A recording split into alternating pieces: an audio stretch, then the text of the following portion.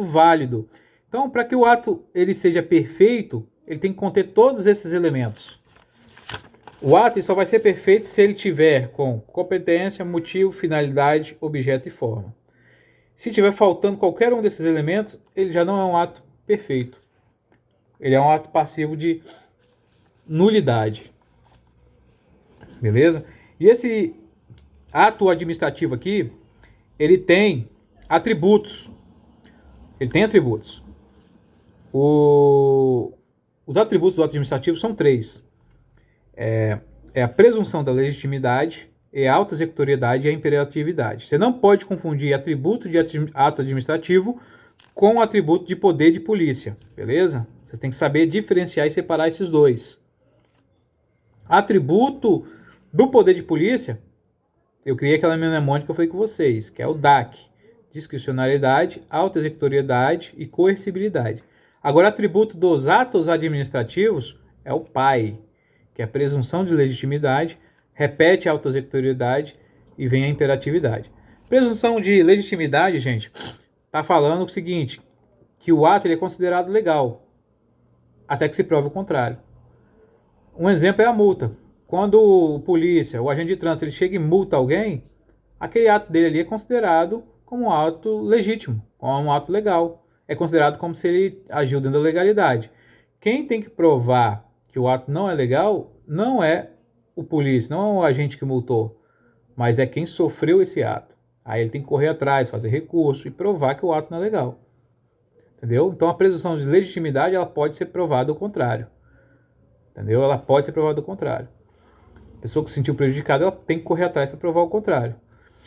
A auto-executoriedade eu já falei com vocês. Executoriedade fala de uma ação, executar. Então é o direito de você julgar e executar os atos sem a decisão do judiciário. Então aqui é sem a intervenção do judiciário. Tá? Na prova pode colocar lá. É o direito de julgar e executar, mas com a intervenção do judiciário. Aí está errado.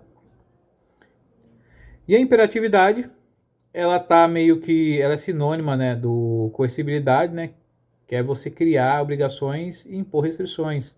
É algo feito obrigatoriamente, como fosse pela força, é imperativo. Mesmo que não seja a vontade da pessoa, mas você vai fazer contra a vontade da pessoa. Beleza? Um exemplo disso também é a multa. Quando você pratica uma multa, você está sendo imperativo ali. Você está criando uma obrigação da pessoa pagar essa multa. Entendeu? Então, os atributos administrativos são 3. Uma coisa importante também para vocês saberem é sobre a extinção dos atos administrativos. A extinção ela se dá de 2 maneiras, que eu já falei até com vocês antes, mas eu vou lembrar, que é a revogação, só se revoga um ato que é inoportuno e inconveniente, ou anulação, que é anulado um ato que é ilegal. Beleza? Extinção de ato administrativo, caiu na prova, você já vai lembrar, opa, revogação e anulação. Só tem essas 2 formas de extinguir um ato administrativo. Agora nós vamos falar sobre a responsabilidade civil do Estado, a teoria do risco administrativo. A teoria adotada para ser responsabilidade civil do Estado vai ser a teoria do risco administrativo. Se cair na prova assim, marque abaixo qual é a sentença que apresenta a teoria correta da responsabilidade civil do Estado. Aí você vai procurar onde está a teoria do risco administrativo. Achou lá? Marcou um xizão lá, pô, fechou, ganhou a questão. Entendeu? A responsabilidade na teoria do risco administrativo, em regra, ela vai ser objetiva. O que é uma responsabilidade objetiva? É que a vítima, aquela que sofreu o dano, ela não precisa de provar dolo ou culpa da administração. Basta apenas a existência do dano e o nexo causal. Existiu um dano e tem um nexo de causalidade entre o fato administrativo e o dano, beleza. Então não precisa de provar o dolo nem culpa da administração. O Estado vai ter que indenizar, pagar. Mas nesse caso aqui que a responsabilidade é objetiva, gente, uma coisa que vocês precisam prestar atenção, vai estar se referindo sempre quando o Estado ele promove uma ação. Quando o Estado ele agiu, uma atitude que ele tomou, ele causou um dano em alguém por uma ação. Quando for uma ação do Estado que causou um dano em alguém, a responsabilidade é objetiva. A vítima não precisa provar dolo e culpa da administração. Ela apenas mostra que houve um dano e o nexo causal entre esse dano, né, que foi causado pelo Estado. Aí o Estado ele é obrigado a indenizar e reparar, né, essa vítima. Agora, quando o dano for causado por uma omissão do Estado, o Estado deveria agir e não agiu, foi uma omissão, a responsabilidade nesse caso vai ser subjetiva. Aí a vítima que sofreu esse dano por omissão do Estado, ela vai ter que provar o dolo e a culpa do Estado. Na subjetiva, tem que provar dolo e culpa. Na objetiva, não precisa de provar dolo e culpa. Entendeu a diferença? Eles trocam isso aqui na hora da prova. Eles vão colocar que quando o Estado ele provoca uma ação, a responsabilidade é subjetiva. Não. Aí você tem que lembrar. Ação, objetiva. Omissão, subjetiva. Quando eu falo em objetiva, eu falo de não provar dolo e culpa. Quando eu falo em subjetivo, eu falo que a vítima tem que provar dolo e culpa do Estado. Beleza? Então isso aí tem que ficar na mente de vocês. E aqui também, gente, ó. A exclusão da responsabilidade do Estado, ela só vai se dar por 3 motivos. Quando o Estado ele verificar que houve culpa exclusiva da vítima. Ou seja, a vítima sofreu um dano, mas ela que foi a culpada. Porque ela tomou uma atitude que se ela não tivesse tomado essa atitude, ela não receberia aquele dano. Então, a culpa exclusivamente da vítima. A outra coisa é quando não tem a ausência de nexo, de causalidade, entre o dano sofrido e a ação do Estado, e por motivos de força maior.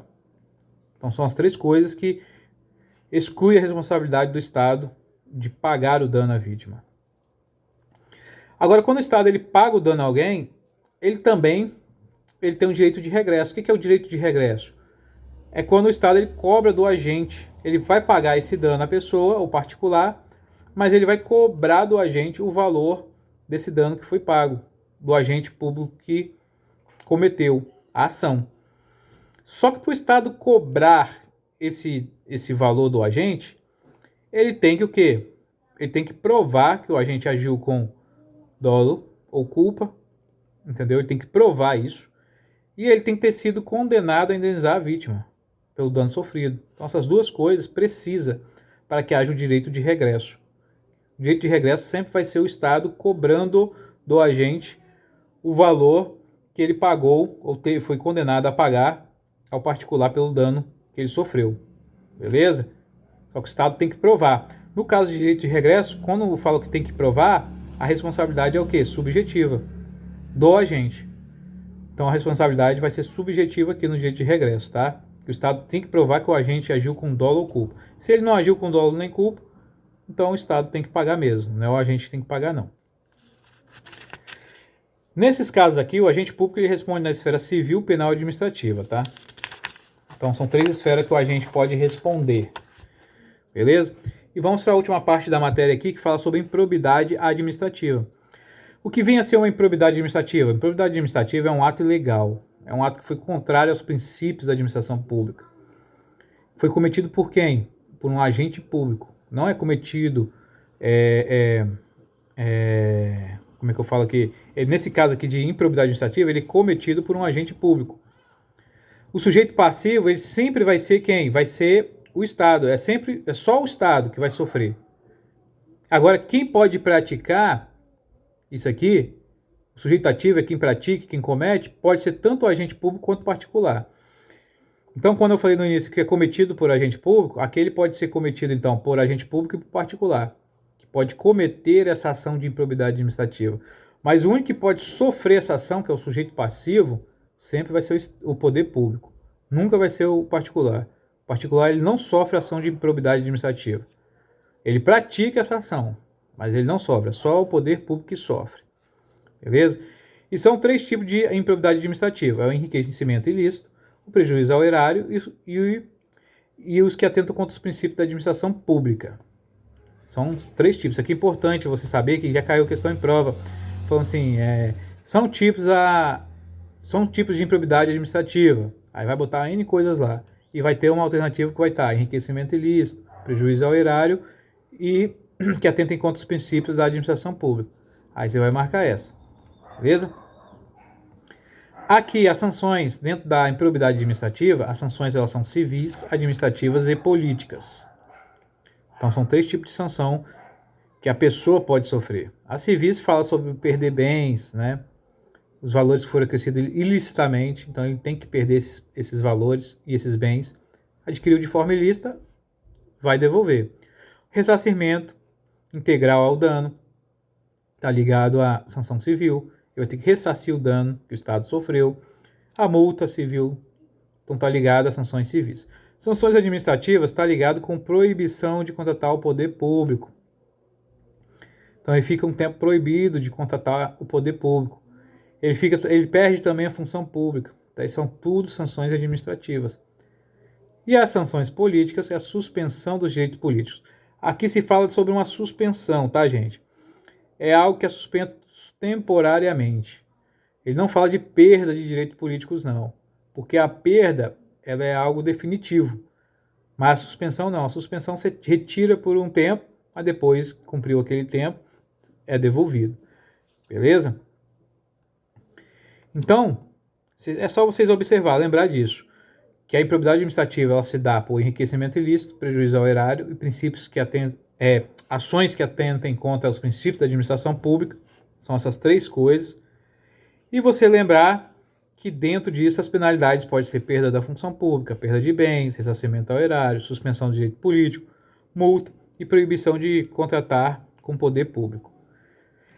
Fechou, galera? No mais, é isso aqui. A matéria é essa. Eu sei que é um pouco densa, um pouco grande, mas vai dar tudo certo.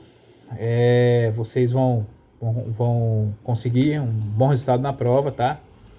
Se vocês prestarem atenção no que foi falado, nos detalhes que foi falado, fazer a mnemônica de vocês, que é muito importante, tá? Cada um criar a sua mnemônica para lembrar na hora da prova, entendeu? Vai lá, escreve a sua mnemônicazinha no papel, reescreve, escreve de novo, para ver se você está lembrando, entendeu? Porque é muito importante para você não confundir um princípio com o outro, que é isso que cai na prova. Eles vão trocar os conceitos dos princípios, eles vão pedir superprincípios e vão jogar os princípios explícitos para te confundir no meio. Então você precisa saber diferenciar o que é superprincípio, o que é princípio explícito, o que é princípio implícito. Você precisa saber quais são os poderes administrativos. Você precisa saber quais os atributos do poder de polícia, os elementos do ato administrativo, os atributos do ato administrativo. Então você precisa de saber, e isso é tudo decoreba. Não tem jeito, tá, pessoal? Espero ter ajudado vocês de coração. Agora são 9h50. Podem contar comigo. Se fosse por mim, eu gravaria o vídeo de todas as matérias, mas o tempo está corrido, sabe? E a gente fica esgotado. Muitas vezes eu já cheguei em casa esgotado mentalmente mesmo, cansado, com dor de cabeça, não consegui nem estudar. E fui dormir, fui descansar. Mas vai dar certo, vamos chegar todos juntos. Né? 16 de outubro é logo ali, nós vamos chegar juntos. Tá? Ninguém vai ficar para trás não. Tá bom, amigos? Podem contar comigo. Deus abençoe a vida de vocês. Hein? Um grande abraço a todos, uma boa noite, bons estudos, tá? Fiquem com Deus. Valeu. Me perdoem qualquer falha aí, qualquer erro, qualquer coisa, vocês me perdoem, tá, gente? Tô fazendo de coração mesmo para ajudar vocês. Forte abraço. Valeu. Fui.